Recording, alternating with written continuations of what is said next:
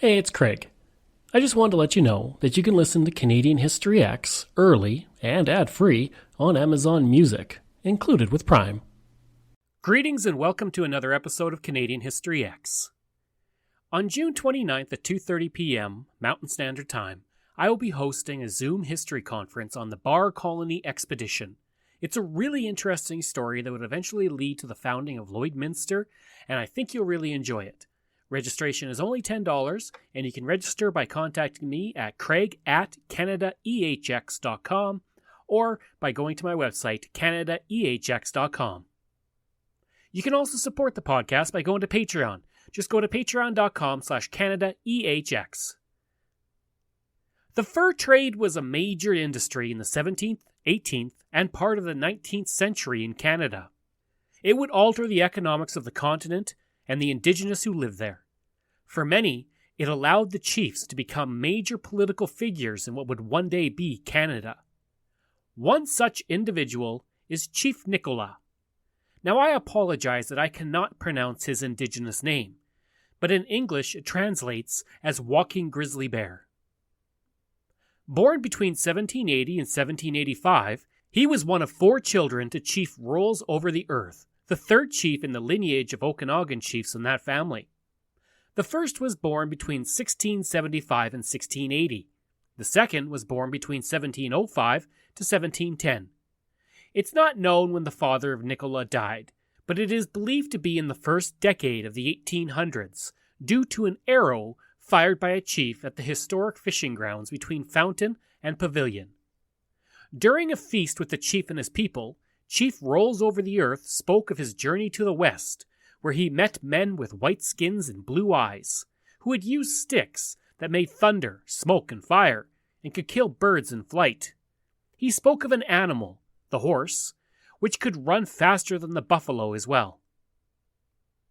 The chief of the Lillooet people said that these things could not exist, and Chief Rolls Over the Earth was a liar. Chief Rolls Over the Earth rose to defend himself when he was struck by 2 arrows fired by the Lillooet chief. Before he died, the chief told his son, Nicola, to avenge his death. In the journal of John MacLeod, who worked at the Thompson River Post, he relates the murder of an Indigenous man, stating that the man was killed by the Fraser's River Indians and suffered a most cruel torture of being left to linger for some days after his bowels were ripped open. This was written in November of 1822, which may give a general idea of when the death of Chief Rolls Over the Earth happened, if the entry relates to him. With the death of his father, Nicola became the chief of his people. He was now the chief of the Okanagan people in the Nikola Valley and the upper Okanagan Lake area. His uncle was the chief of the Kamloops, and upon his death, Nicola became the chief of them as well. The name Nikola appears to come from the French Canadians who were working for the Hudson's Bay Company and Northwest Company, who worked at a temporary trading post at the head of Okanagan Lake. They adapted the name Nicholas to him, which the Indigenous changed to Nikwala, which became Nikola. As chief, Nikola was trusted by the fur traders who left him in charge of their trading post during one winter. Upon their return, they found he had taken care of the post and collected several furs through the winter. In gratitude, they would give him 10 guns and ammunition. This small act would allow Nicola to honor his father's dying wish by avenging his death against the Lillooet people. Using his network of relatives, he forged an alliance with Indigenous people in the area, including the Okanagan, the Shuswap, the Stewiks, and the Upper Thompson people. The war is mentioned in the Hudson's Bay Company Journal from November 20th, 1822 to March 1st, 1823, which detailed preparations that had been made for a war against the Fraser River Indigenous, and it described Nicola as the principal war leader who would accept none of the gifts offered to him, and his only demand was nothing less than a life for a life. In all, it's estimated that he had 500 mounted warriors with him. This would launch what was become known as Nicola's War. The war would be highly successful, with the alliance swarming over the Lillooet territory, killing 300 to 400 warriors and taking many women and children captive. The Alliance was able to occupy the territory for years as a result of this war, driving survivors into the woods and taking control of the salmon-rich streams of the region for an entire generation. According to legend, Nikola rewarded the warriors by killing a huge number of elk for a feast. The antlers of the elk were piled into 2 large heaps, where they remained for many years as a constant reminder of Chief Nikola obeying the wishes of his dying father. Also, according to lore, the Lillooet people first heard a gun and saw a horse because of this war. This may not be true because while the lower Lillooet people did not have these items, the upper Lillooet people were familiar with horses and had them. This is confirmed by Simon Fraser during his travels through the area in 1808. Nikola took after his father and traveled throughout the Canadian West, including visiting the prairies and taking part in buffalo hunts. He would adapt the methods of the buffalo hunt in the prairies to the Nikola Valley for their elk hunts. The method of killing elk by driving them over the cliffs or into enclosures to be killed is believed to have led to the extermination of elk in that region. Also, while on the prairies, he is said to have taken part in a battle with the Blackfoot. Among the fur traders in the Nikola Valley, Nikola was highly respected. Among his people, his word was law, and for the fur traders, he was known for his honesty, prudence, and fair dealing.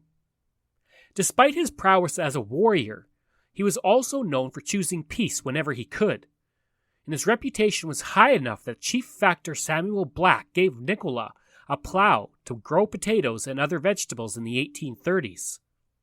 When Black was murdered by a Shuswap warrior in 1841, Nikola calmed down the Hudson's Bay Company men, who feared an Indigenous uprising, by delivering a eulogy that called for the capture of the killer. By 1851, the traders and those in charge of the post seemed to dislike Nikola for some reason that's not specified. There is a rumor that he attempted to capture the fort in the 1840s, but there's no record of such an attack in the journals of those at the fort, so it's likely it never happened. Nonetheless, Chief Trader Paul Fraser stated in a journal entry in 1851, "Arrived Nicholas from the Grand Prairie, and as usual begging for supplies. This old man is a complete nuisance to the establishment." Fort Kamloops was a major stopping point for Nikola and his people when they wanted to trade. In a sign of things to come, Nikola's people would trade for goods at the fort using gold from the nearby creeks. As people began to notice the amount of gold coming in, word started to spread, and this would result in the gold strike in the Fraser River Valley. Within months, 30,000 gold seekers, mostly American, began to swarm into the area. Most gave up as soon as winter came, but 10,000 stayed through the winter to work the Fraser River. Many of the miners did not conduct themselves well either, stealing food from the Indigenous caches and villages, and engaging in small skirmishes with the Indigenous in the area. I actually talked about the Fraser Canyon War and the Fraser River Gold Rush in an episode some months back.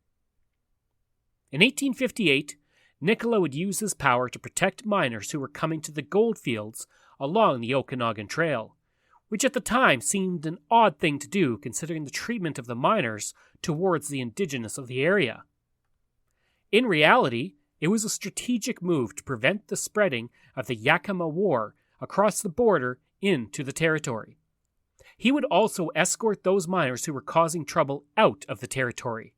Herman Francis Reinhardt, who we will mention again, stated that Nikola blamed us for the butchering the Okanagan Indians in cold blood, and the Okanagan Indians had sent some messengers to him to avenge the death of his people. But he said he had better teachings from good men and priests.